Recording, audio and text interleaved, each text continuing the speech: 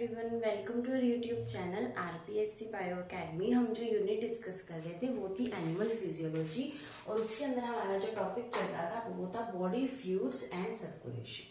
कल हमने इसके बारे में एक इंट्रोडक्टरी वीडियो देखी थी। हमने देखा था क्या मतलब है सर्कुलेशन का, क्या मतलब है बॉडी फ्लूइड का। लेकिन हमारे सिलेबस के अंदर जो है ह्यूमन फिजियोलॉजी दे रखी है, इसलिए बॉडी फ्लूइड से हम क्या मतलब लेके चलेंगे, ब्लड। तो आज हम डिस्कस करने वाले हैं ब्लड के बारे में। ब्लड के बारे में हमने कल स्टार्ट कर लिया था। हमने ब्लड की कॉम्पोजिशन जो है वो भी हमने एक टेबल के द्वारा देखी थी कि किस किस तरीके से ब्लड बना होता है। तो कल हमने देखा था कि ब्लड बना होता है प्लाज्मा प्लस ब्लड कॉर्पस्कल्स का। प्लाज्मा प्लस ब्लड कॉर्पस्कल्स का बना हुआ होता है क्या, ब्लड। प्लाज्मा कितना होता है 55%, पी से प्लाज्मा, पी से 55% और ब्लड कॉर्पस्कल्स 45% प्रेजेंट होते हैं। तो आज जो हम स्टार्ट करने जा रहे हैं वो स्टार्ट करने जा रहे हैं हम प्लाज्मा के बारे में। तो हम डिस्कस करते हैं प्लाज्मा, जो कि हमारे ब्लड का कितना परसेंट बना रहा है, 55% ये हमारे ब्लड का बना रहा है। उसके बाद हम देखते हैं कि प्लाज्मा के अंदर क्या होता है। अगर हम सिंपल प्लाज्मा की बात करें तो प्लाज्मा होता है स्लाइटली एल्कलाइन। कैसा होगा, स्लाइटली एल्कलाइन, यानी कि स्लाइटली बेसिक होगा। और ये इसकी जो पीएच है हम वो मानकर ये चलते हैं कितनी होती है, 7.4। तो ब्लड की पीएच भी 7.4 होती है। प्लाज्मा कैसा होता है, स्लाइटली एल्कलाइन। और ये क्वेश्चन जो है वो ग्रेड 1 के अंदर पूछा जा चुका है कि प्लाज्मा की पीएच कैसी होती है, और उसका आंसर था स्लाइटली एल्कलाइन। अब हम देखते हैं कि प्लाज्मा किस चीज का बना होता है। अगर हम प्लाज्मा को देखें तो प्लाज्मा को पार्ट्स के अंदर डिवाइडेड होता है। एक पार्ट होता है इसका लिक्विड पार्ट और एक पार्ट होता है इसका सॉलिड पार्ट। तो उसका सॉलिड एंड लिक्विड 2 पार्ट्स के अंदर हम प्लाज्मा को डिवाइड करते हैं। लिक्विड पार्ट का मतलब है ऐसा पार्ट जो कि इसका बना हुआ है, वाटर का बना हुआ है। तो वाटर का बना हुआ पार्ट हम क्या बोलते हैं, लिक्विड पार्ट। और जो वाटर के अलावा बाकी पार्टिकल्स का बना है वो प्लाज्मा का सॉलिड पार्ट कहलाएगा। तो जो पानी से बना हुआ पार्ट है वो कितना परसेंट होगा, 92%। और जो सॉलिड पार्ट होगा वो कितना होगा, 8%। ये किसका 92% है, इस प्रॉपर प्लाज्मा का। यानी हम यहाँ पर प्लाज्मा को अगर 100% माने तो उस 100% प्लाज्मा में 92% तो हमें वाटर ही दिखाई देगा और 8% हमें इसके अंदर सॉलिड पार्ट दिखाई देगा। हम प्लाज्मा की बात कर रहे हैं, हम यहाँ पर ब्लड की बात नहीं कर रहे हैं। ब्लड की प्लाज्मा को 100% मानकर हमने ये क्या किया, इसको डिवाइड किया। तो लिक्विड के अंदर तो सिर्फ वाटर होगा, तो ये तो हमारे पढ़ने के लिए इंपॉर्टेंट नहीं है। लेकिन हमारे लिए क्या इंपॉर्टेंट है, ये सॉलिड पार्ट। सॉलिड पार्ट के अंदर क्या क्या प्रेजेंट होता है, किसके अंदर, प्लाज्मा के अंदर। तो अगर हम बात करें सॉलिड पार्ट की, तो सॉलिड पार्ट के अंदर प्रेजेंट हो सकते हैं कुछ इनऑर्गेनिक कंपाउंड्स और कुछ organic compounds. Inorganic and organic compounds जो है वो इसके अंदर प्रेजेंट होते हैं। इनऑर्गेनिक और ऑर्गेनिक कंपाउंड्स का मतलब क्या है। इनऑर्गेनिक और ऑर्गेनिक कंपाउंड का मतलब ये है कि ऐसे कंपाउंड जो कार्बन या कार्बन के डेरिवेटिव से बने हैं उनको ऑर्गेनिक कंपाउंड्स कहा जाता है, और इसके अलावा बाकी सारे कंपाउंड्स को इनऑर्गेनिक कहा जाता है। तो ऐसी चीजें, ऐसे कंपाउंड्स जो कार्बन से बने हैं वो होंगे ऑर्गेनिक, और बाकी जैसे आयंस हैं वो और जो सॉल्ट हैं जो बिना कार्बन के बने हैं वो कैसे हो जाएंगे, इनऑर्गेनिक के अंदर आ जाएंगे। अभी हम देखते हैं कि प्लाज्मा की इनऑर्गेनिक कंपोनेंट्स के अंदर क्या क्या चीजें आती हैं और ऑर्गेनिक कंपोनेंट्स के अंदर क्या क्या चीजें आती हैं। तो हमने अभी स्टार्ट किया है प्लाज्मा, पी से 55%, स्लाइटली एल्कलाइन है। इसके अंदर लिक्विड पार्ट होता है और सॉलिड पार्ट होता है। लिक्विड पार्ट होता है 92% और सॉलिड पार्ट होता है 8%, जिसको हमने 2 पार्ट्स के अंदर डिवाइड कर दिया।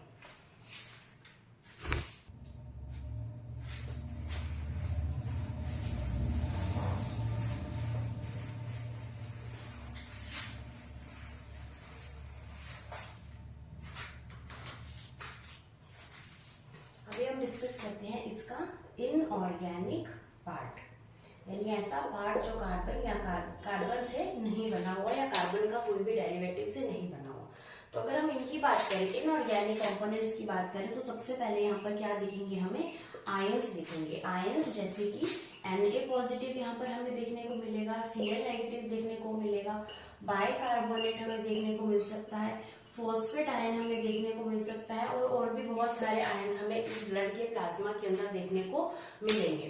तो ये जो Na पॉजिटिव है, Cl नेगेटिव है, इनको तो हम पहले पढ़ चुके हैं जब हम रेस्पिरेटरी सिस्टम पढ़ रहे थे कि Cl नेगेटिव आयन का आरबीसी के अंदर जाना और बाइकार्बोनेट आयन का आरबीसी से बाहर आना क्या कहलाता है, क्लोराइड शिफ्ट, क्या कहलाता है, हैमबर्गर्स इफेक्ट। तो इसको तो हम पढ़ चुके हैं, ये तो प्लाज्मा में प्रेजेंट होते हैं। उसके अलावा और भी बहुत सारे आयन्स हमें देखने को मिलते हैं, और कुछ हमारे पास यहाँ पर सॉल्ट भी देखने को मिलेंगे, जैसे कि NaCl। सबसे ज्यादा जो सॉल्ट प्रेजेंट होता है वो कौन सा सॉल्ट प्रेजेंट होता है, NaCl। कहाँ पर, हमारे ब्लड के प्लाज्मा के अंदर।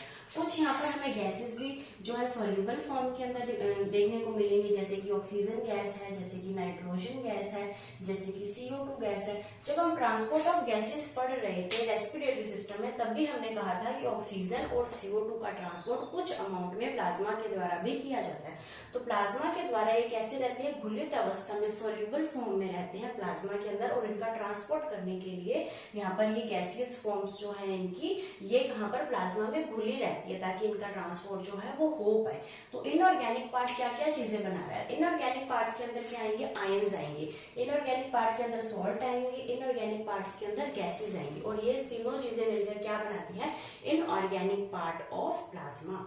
उसके बाद हम देखते हैं कि ऑर्गेनिक पार्ट किसका बना होता है। ऑर्गेनिक पार्ट बना होता है, इसके अंदर हमारे सामने प्रोटीन्स आएंगे। क्या आएंगे हमारे सामने, प्रोटीन्स। तो अगर हम बात करें प्रोटीन्स की, तो कौन कौन से प्रोटीन्स जो है वो यहाँ पर हमें देखने को मिलते हैं। सबसे पहले प्रोटीन की बात करें तो वो आएगा albumin. Albumin protein, albumin protein क्या होता है, एल्ब्यूमिन प्रोटीन को हम एक्सक्रीटरी सिस्टम के अंदर पढ़ चुके हैं। एल्ब्यूमिन प्रोटीन क्या बना रहा था, ब्लड कोलोइडल ऑस्मोटिक प्रेशर, जिसका मान क्या था, -30 mm ऑफ Hg। तो ये क्या मान है, -30 mm ऑफ Hg है क्या, ये ब्लड कोलोइडल ऑस्मोटिक प्रेशर। तो ये कौन सी प्रोटीन बना रही है, एल्ब्यूमिन प्रोटीन बना रही है। हमने एक्सक्रीटरी सिस्टम के अंदर देखा था कि इस तरीके से यहाँ पर ब्लड कैपिलरीज आती हैं, और ब्लड कैपिलरीज यहाँ पर इस तरीके से चली जाती हैं। यहाँ पर क्या प्रेजेंट है, यहाँ पर प्रेजेंट है पोडोसाइट्स, जिससे क्या हो रहा था, अल्ट्रा फिल्ट्रेशन हो रहा था, और उस अल्ट्रा फिल्ट्रेशन के अंदर इस ब्लड के अंदर प्रेजेंट जो एल्ब्यूमिन थी वो इन पोर्स को बंद कर रही थी। कहीं कहीं पर इन पोर्स को बंद करने का काम कौन कर रही थी, एल्ब्यूमिन। एल्ब्यूमिन क्या कर रही थी, इन पोडोसाइट्स को, इन पोर्स को बंद करने का काम कर रही थी, जो कि एक प्रेशर बना रहा था जिसका नाम था ब्लड कोलोइडल ऑस्मोटिक प्रेशर। तो एल्ब्यूमिन का क्या काम है, ब्लड कोलोइडल ऑस्मोटिक प्रेशर बनाना, ताकि क्या हो सके, ताकि अल्ट्रा फिल्ट्रेशन हो सके। तो ये किसके अंदर हेल्प करती है, अल्ट्रा फिल्ट्रेशन करने के अंदर हेल्प करती है इन किडनी। और ये हमने किसकी स्ट्रक्चर बनाई है, नेफ्रॉन की स्ट्रक्चर बनाई है, कि नेफ्रॉन के अंदर किस तरीके से अल्ट्रा फिल्ट्रेशन के अंदर एल्ब्यूमिन प्रोटीन वर्क करती है। उसके अलावा जो प्रोटीन्स यहाँ पर काम आएंगी वो आएंगी ग्लोबुलिन प्रोटीन्स। एल्ब्यूमिन के बाद ग्लोबुलिन प्रोटीन भी हमें प्लाज्मा के अंदर देखने को मिलती है। ग्लोबुलिन प्रोटीन अल्फा भी हो सकती है, ग्लोबुलिन प्रोटीन बीटा भी हो सकती है, ग्लोबुलिन प्रोटीन गामा भी हो सकती है। अल्फा ग्लोबुलिन का अगर हम एग्जांपल लें तो ये आ जाएगा सेरुलोप्लाज्मिक। सेरुलोप्लाज्मिक। अगर हम बीटा ग्लोबुलिन का एग्जांपल लें तो ये आ जाएगा ट्रांसफेरिन, और अगर हम गामा का लें तो ये आ जाएगा इम्यूनोग्लोबुलिन्स।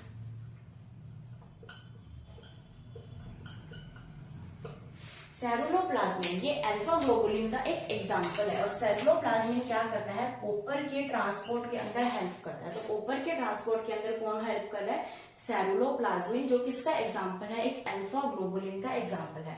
ट्रांसफेरिन किसके अंदर हेल्प करेगा, Fe के अंदर। Fe को ट्रांसपोर्ट करने में ट्रांसफेरिन प्रोटीन हेल्प करता है, और ये प्रोटीन कैसा है, बीटा ग्लोबुलिन। और जो गामा ग्लोबुलिन है ये इन्हें इम्यूनोग्लोबुलिन्स कहा जाता है, और ये क्या करते हैं, इम्यूनिटी प्रोवाइड करते हैं। ये क्या बनाएंगे, ये बनाएंगे हमारी बॉडी के अंदर एंटीबॉडीज, जो एंटीजन के प्रति जो है हमारी बॉडी के अंदर बनती हैं। तो वो क्या होती हैं, इम्यूनोग्लोबुलिन्स या फिर एंटीबॉडीज। कौन सी होती हैं, गामा ग्लोबुलिन की बनी होती है, जो कि कहाँ प्रेजेंट है, जो कि हमारे प्लाज्मा के ऑर्गेनिक पार्ट के अंदर एक तरीके की प्रोटीन है। वो क्या बना रही है, इम्यूनोग्लोबुलिन्स बना रही है, जो कि क्या बनाती है, एंटीबॉडीज बनाती है। तो ये अभी हमने क्या स्टार्ट किया है, प्रोटीन। हमने दो प्रोटीन पढ़े अभी तक, albumin protein and globulin protein. अभी हम और प्रोटीन्स के बारे में पढ़ते हैं।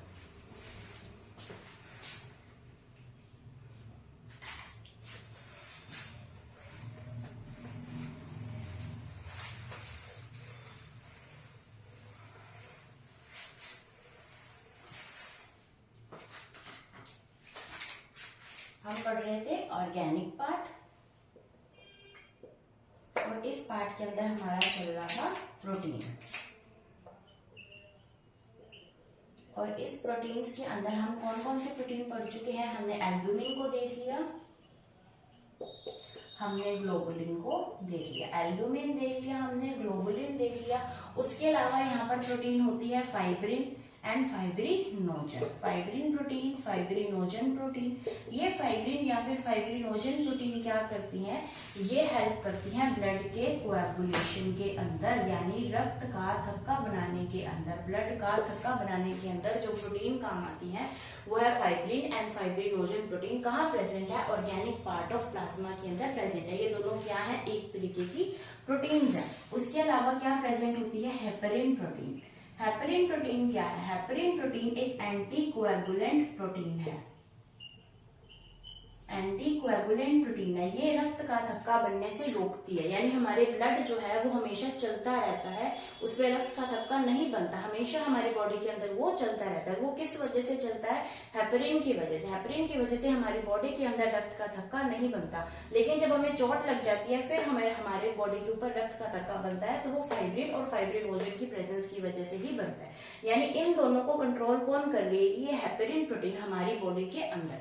ठीक है, तो ये एंटी कोएगुलेंट है और ये क्या है? एक म्यूकोपॉलीसैकेराइड। ये एक म्यूकोपॉलीसैकेराइड है, एक एंटी कोएगुलेंट प्रोटीन है। कौन सी? हेपेरिन।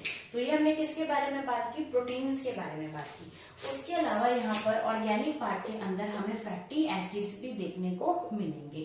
तो यहाँ पर फैटी एसिड भी होते हैं। यहाँ पर हमें देखने को मिलता है यूरिया।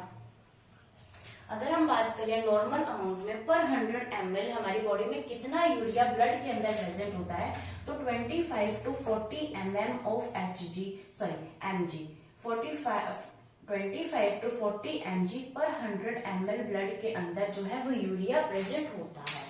तो ये जो यूरिया है, अगर हम इस यूरिया की बात करें तो ये जो क्वेश्चन है ये आ चुका है ग्रेड 1 के अंदर भी। यूरिया कितना प्रेजेंट होता है हमारे ब्लड के अंदर, तो 40 mg यूरिया हमें देखने को मिलता है। और अगर ये वैल्यू 40 से ऊपर चली जाए तो इसे क्या बोला जाता है? इसे बोला जाता है यूरीमिया। तो यूरीमिया क्या है? अगर हमारे ब्लड के अंदर यूरिया की अमाउंट बढ़ जाती है, कहाँ से? 40 mg से बढ़ जाती है, तो उसे क्या बोला जाएगा? यूरीमिया कहा जाएगा। और इस यूरीमिया के अंदर आरबीसी की जो शेप है वो चेंज हो जाती है। आरबीसी की शेप चेंज हो जाती है किसके अंदर? यूरीमिया के अंदर। और यूरीमिया क्या है? जब यूरिया की अमाउंट ब्लड में 40 mg से ज्यादा हो जाए उसे क्या बोला जाता है? यूरीमिया कहा जाता है। उसके अलावा हमारे ब्लड के अंदर और क्या प्रेजेंट होता है? ग्लूकोज प्रेजेंट होता है।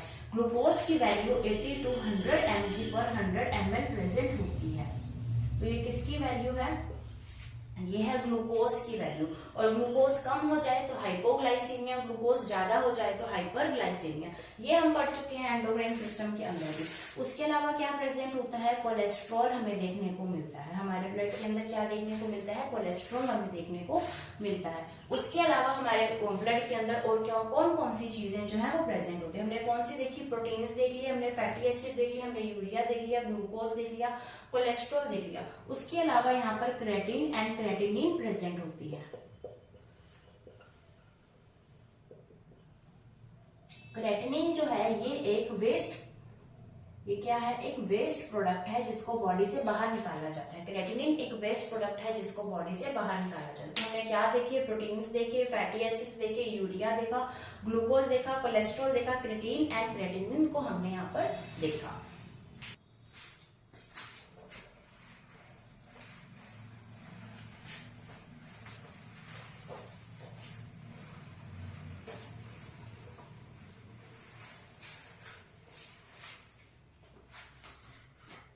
अभी जो इसके साथ हमारा जो पार्ट खत्म होता है वो खत्म होता है प्लाज्मा। यानी हमने प्लाज्मा की स्ट्रक्चर देख ली, प्लाज्मा की कॉम्पोजिशन देख ली कि इसके अंदर कौन सा लिक्विड पार्ट है, सॉलिड पार्ट में कौन सा ऑर्गेनिक पार्ट बना रहा है, कौन सा इनऑर्गेनिक पार्ट बना रहा है।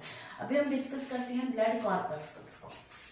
तो हमारा जो नेक्स्ट टॉपिक रहेगा आज का वो रहेगा ब्लड कॉर्पस्कल्स।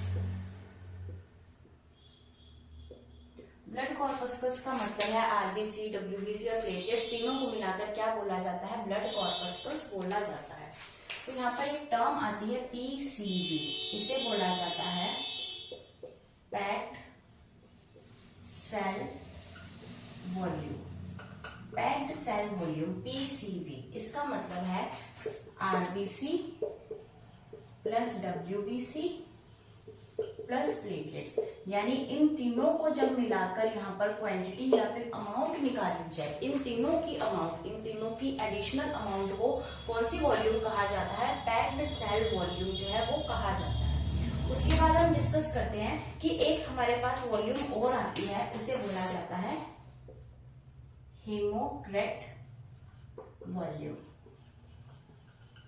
हेमोक्रेट वॉल्यूम कहा जाता है या फिर हेमोक्रेट वैल्यू भी कहा जाता है।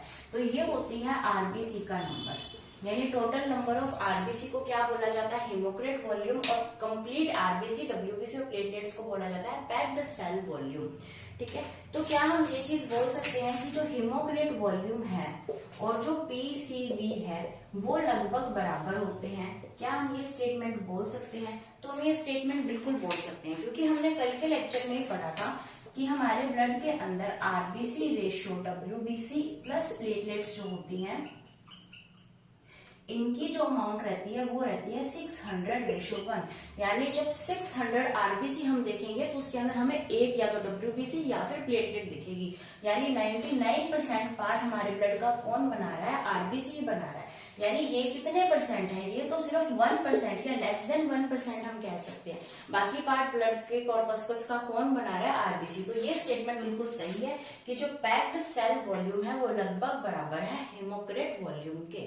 ठीक है, उसके बाद हम चलते हैं हमारी आरबीसी के ऊपर, यानी कि ह्यूमन आरबीसी के बारे में डिस्कस करते हैं। जो हमारे अंदर आरबीसी होती है, आरबीसी की जो हम शेप की बात करें तो ये होती है बायकॉन्वेक्स। कैसी होती है, बायकनकेव होती है। हमारी बॉडी के अंदर जो आरबीसी होती है वो बायकनकेव होती है। हमारे अंदर जो आरबीसी होती है वो ई न्यूक्लिएटेड होती है, यानी उसके अंदर न्यूक्लियस जो होता है वो एब्सेंट होता है। बायकनकेव होती है। ई न्यूक्लिएटेड आरबीसी जो है वो ह्यूमन के अंदर जो है वो पाई जाती है। ठीक है, उसके अलावा अगर हम बात करें इसके साइज की तो अराउंड 7.5 माइक्रोमीटर जो होता है वो साइज होता है एक ह्यूमन आरबीसी का। और ह्यूमन आरबीसी की अगर हम लाइफ स्पैन की बात करें, यानी कितने टाइम तक ये जीवित रहती है, तो ये जीवित रहती है 120 दिन तक। तो 120 डेज जो है एक आरबीसी का लाइफ स्पैन रहता है। इसके जो साइज होता है 7.5 माइक्रोमीटर होता है, बायकनकेव होती है, ई न्यूक्लिएटेड हमें देखने को मिलती है। और डेली हमारी बॉडी के अंदर 1% आरबीसी डिस्ट्रॉय हो जाती है। 1% आरबीसी डिस्ट्रॉय हो जाती है पर डे, यानी 1 डे के अंदर कितने परसेंट आरबीसी डिस्ट्रॉय हो जाती है, 1% आरबीसी डिस्ट्रॉय हो जाती है। ये हमने किसकी बात की है, ह्यूमन आरबीसी की बात की। अभी हम देखते हैं कि बाकी एनिमल से हमारी आरबीसी कैसे अलग है।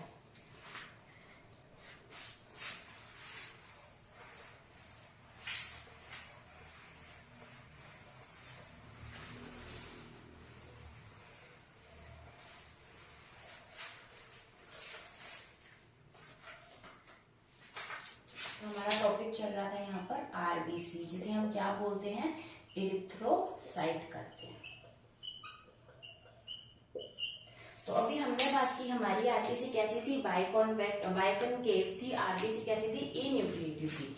लेकिन जब हम चलते हैं पाइसिस से, यानी पाइसिस, देन आएंगे एम्फीबियंस, देन आएंगे रेप्टाइल्स, यानी हम किसकी बात कर रहे हैं, कॉर्डेट्स की बात कर रहे हैं। उसके बाद आएंगे एविस। तो इन सब के अंदर की जो आरबीसी है वो हमारी आरबीसी से डिफरेंट होती है, क्योंकि इन सब की आरबीसी होती है बायकन्वेक्स और कैसी होती है, न्यूक्लिएटेड होती है। बायकन्वेक्स एंड न्यूक्लिएटेड हमें देखने को मिलती है RBC of Pisces, amphibians, reptilia and Aves. ठीक है, इनकी आरबीसी कैसी होती है, बायकन्वेक्स एंड न्यूक्लिएटेड होती है। उसके बाद हम डिस्कस करते हैं कि सबसे बड़ी आरबीसी किसके अंदर पाई जाती है। तो लार्जेस्ट आरबीसी हमें देखने को मिलेगी एम्फीयुमा के अंदर। एम्फीयुमा के अंदर जिसे क्या बोला जाता है, कोंगो ईल भी कहा जाता है। तो कोंगो ईल या फिर एम्फीयोमा के अंदर सबसे बड़ी आरबीसी देखने को मिलती है। और अगर हम यही लार्जेस्ट आरबीसी की बात करें मैमल्स के अंदर, तो मैमल्स के अंदर हमें लार्जेस्ट आरबीसी देखने को मिलेगी एलिफेंट की। और अगर हम बात करें स्मॉलेस्ट आरबीसी की, तो स्मॉलेस्ट आरबीसी इन ह्यूमन ये हमें देखने को मिलेगी मस्क डियर की। तो मस्क डियर की कैसी आरबीसी पाई जाती है? स्मॉलेस्ट आरबीसी पाई जाती है। मैमल्स के अंदर बड़ी एलिफेंट की है, ओवरऑल सबसे बड़ी किसकी है? एम्फीयुमा, जिसे क्या बोला जाता है? कोंगो ईल कहा जाता है। तो हमने किसकी बात की? हमने यहाँ पर आरबीसी की बात की। शेप कैसी होती है? बाइकन्वेक्स होती है। कैसे होते हैं? न्यूक्लिएटेड होते हैं।